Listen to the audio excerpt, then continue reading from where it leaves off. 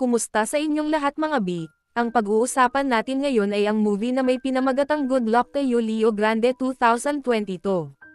Umupo si Nancy ng isang mamahaling hotel room at pagkatapos ay umorder siya ng isang callboy, samantala ay umiinom ng isang tasa ng kape si Leo sa isang coffee shop sa kanto at nakipagkita siya sa isang bago niyang customer, at nang mapansin niyang kinakabahan si Nancy ay inalok niya ito na uminom ng champagne at kinausap. Nahihiya si Nancy dahil matanda na siya at sinabi niya kay Leo na hindi ka ba nag-aalangan na magkaroon ng mga lover na mas matanda sa iyo, isang desente at matinong babae si Nancy, at isa pala siyang teacher at isang ulirang ina hanggang sa mamatay ang kanyang asawa 2 taon na ang nakararaan, at may sariling pamilya na din ang kanyang mga anak, at pagkatapos mag-retire ay gusto niyang maranasan na umupo ng isang callboy at kainin ang Dax na turon nito dahil hindi niya na-enjoy ang kanyang asawa. At sinabi niya kay Leo na paligayahin mo na ako ngayon, ngunit nag-alangan si Nancy dahil naisip niya na baka nakakadiri ito at hindi katanggap-tanggap, pero gusto na niyang matapos na lang ito kaagad at ma-enjoy ang masarap na katawan ng gwapong binata.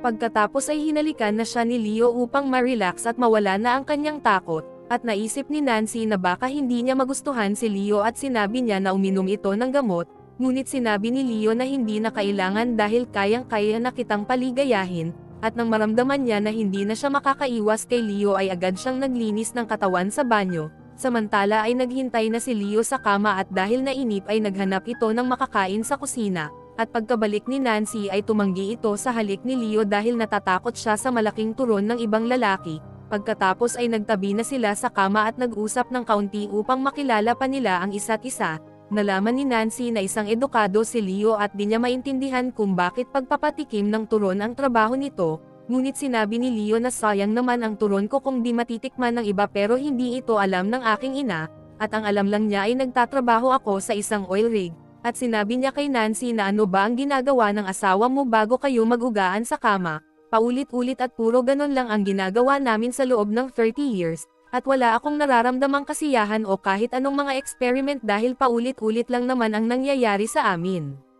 At nang makita ni Leo na kalmado na si Nancy ay hinalikan na niya ito at ginawa na niya ang kanyang trabaho upang kumita ng pera, at sa pangalawang meeting nila ay mas naging palagay na ang loob ni Nancy kay Leo. Pagkatapos ay inilista na ni Nancy ang lahat ng gusto niyang mangyari na gawin sa kanya ng Dax na binata, at naglalaman ito ng 5 mga bagay. Ang una ay ang bagay na pinakamahirap na gawin, at napansin ni Leo na mukhang nahihiya pa din si Nancy sa kanya. Sinabi ni Leo na tanggalin mo na ang mga bagay na pumipigil sa iyo upang magawa na natin ang mga gusto mo. Pagkatapos ay lumuhad na si Nancy sa harapan ng gwapong binata upang ilabas ang malaking turon nito, at habang inaalis niya ang sinturon nito ay natatakot siya na baka hindi niya mapasaya si Leo. At sinabi ni Leo na siguradong lalambot lang iyan kapag kinagat mo ang ulo ng malaki kong turon. Ngunit bigla namang tumawag ang anak na babae ni Nancy at pagbalik ay handa na ulit niyang kainin ang mainit na turon kanina, ngunit isinayaw siya ni Leo upang ma-relax, pagkatapos ay minasahe siya nito at hinawakan niya ang kamay ng gwapong binata at sinabing tanggalin mo na ang iyong damit.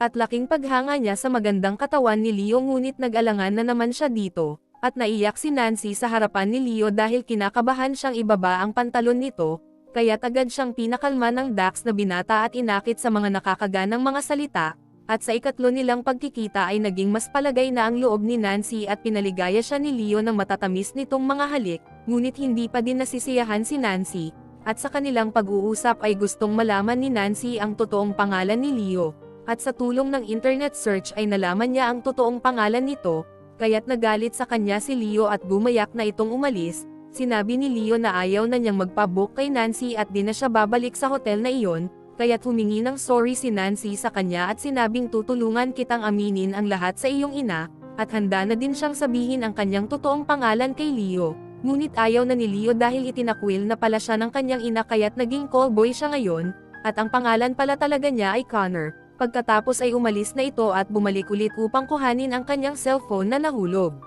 At sa 4th meeting ay kumuha ulit ng isang callboy si Nancy at naghintay sa isang hotel, at pagkatapos ay nakilala niya ang isang waitress na si Becky, ang dati niyang estudyanteng pasaway sa isang eskwelahan, at upang hindi may skandalo ay sinabi niya dito na hinihintay niya ang isang lalaki na bibili ng kanya sasakyan, at pagdating ni Leo ay nagpasalamat siya dito at humingi ng sorry dahil sa kanyang masamang inugali dati, Inirekomenda siya ni Nancy sa kanyang mga kaibigan at sinabi na niya ang kanyang totoong pangalan kay Leo. Sinabi na din ni Leo ang kanyang mga nakaraan kay Nancy. Pagkatapos ay tinawag niya si Becky at inamin niya dito na hindi talaga buyer si Leo at ito ay ang kanyang lover at maglalaro sila mamaya sa kama. At pagkaalis sa cafe ay nagpunta na silang dalawa sa kinuha nilang kwarto, at nag-enjoy silang nagkainan ng turon at tahong. Pagkatapos tingnan ang katawan ng Dax na binata ay nag-enjoy si Nancy sa kanyang sarili, at sa unang pagkakataon ng kanyang buhay ay napatirik na niya ang kanyang mga mata sa sobrang kaligayahan, at pagkatapos ay napagtanto nila na ito na ang kanilang huling pagkikita kaya't nagpaalam na sila sa isa't isa. At habang nag-iisa sa kwarto ay tiningnan ni Nancy ang kanyang sarili sa salamin, at sa unang pagkakataon ay nakita niya ang kanyang sarili na walang kapintasan, hindi nakakaramdam ng takot at nahihiya sa kanyang sarili. At sa wakas ay natutunan na niyang magpakatotoo at tanggapin ang kanyang sarili kung sino siya, at ito ang kanyang tunay na kaligayahan. At dito na po nagtatapos ang ating movie. Don't forget to subscribe, like, share and comment at maraming salamat sa suporta mo.